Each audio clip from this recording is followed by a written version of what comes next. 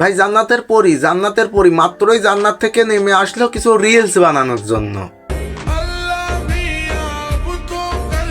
অনেক দিনই হয়ে গেল অশ্লীল রিলস বানাতে পারে না, সেই জন্যই তো একদম জান্নাতের পরি হয়ে লেবে এসেছে কিছু সুন্দর সুন্দর রিলস বানানোর জন্য। রিলস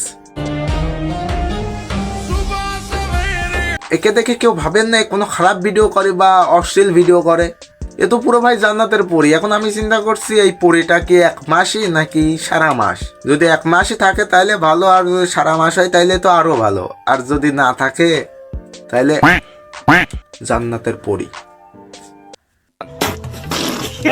মায়াবতী, তুমি চাচ্ছ আমাকে পাঞ্জাবি গিফট করতে, কিন্তু পারছো না, কারণ তুমি আমার পাঞ্জাবির সাইজ জানো না।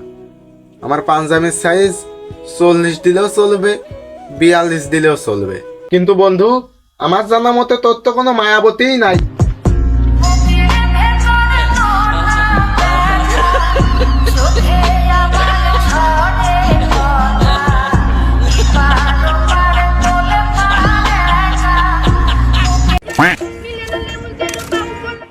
রোজা আছে? হ্যাঁ রোজা আছে। রোজা আছে? হ্যাঁ আমি রোজা। রোজা আছে? রোজা আছে? হ্যাঁ রোজা আছে। চল ইফতার খেয়ে আসি। কে? আমিও তো রোজা। আমি আবার কি দোষ করলাম? না, তুই কোনো দোষ করিসনি, কিন্তু তোর সুপার সাইজ থেকে পছন্দ হচ্ছে না। প্রিয়, তোমার বাবাকে তুমি বলে দিও যে রাস্তাঘাটে মুরব্বীদের সামনে ধরে অপমান তো আর কম করলো না, কিন্তু কখনো এরকম একটা পাঞ্জাবি তো আমাকে গিফট করলো না। এই যে সামনে ঈদ, এখন রমজান মাস, এই মাসে সবাই সবার জামাইকে পাঞ্জাবি গিফট করছে, তো আমি কি পাবো না? তো তোমার বাবাকে এই কথাটা বলে দিও আমাকে যেন একটা পাঞ্জাবি গিফট করে। 42 সাইজ দিলেও চলবে, আবার 40 সাইজ দিলেও চলবে, দুইটাই মানাবে। অবশ্যই তোমার বাবাকে বলে দিও। ধন্যবাদ, এটাই বাস্তব। I love you. না চাইতে আমারে পাইয়া গেছো, তাই ভাবছো আমি কম দামি। আজ হারাইলে কাল বুঝবা কি জিনিস ছিলাম আমি।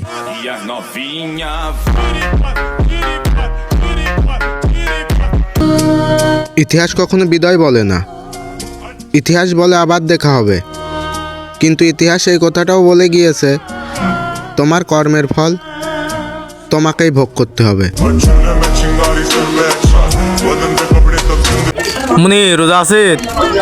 ও আছে, হ্যাঁ রোজা থাক, আমিও রোজা আছি। তে আমি কি করব?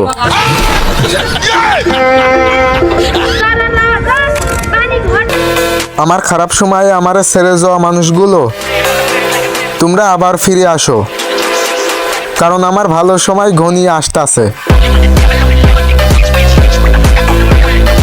মুখে আসে তার সাপ দাড়ি, সে 2 দিন পর পর বক্তবাদান নিয়ে যায় নতুন নতুন নারী। ও শালি, তোমার পিছনে যেটি দাঁড়া রয়েছে ওইটির কি মুখি ছাগলা দাড়ি নাকি? ওইটিরও তো সাপ দাড়ি। বন্ধু কত কিছু কিছু যাই হোক, তো ও কি তোর কক্সবাজার নিয়ে যায় নাকি? তা বলি কি ভাই, এটা কি তোর জন্মগত স্বভাব নাকি তোর চরিত্রের দোষ? ধন্যবাদ।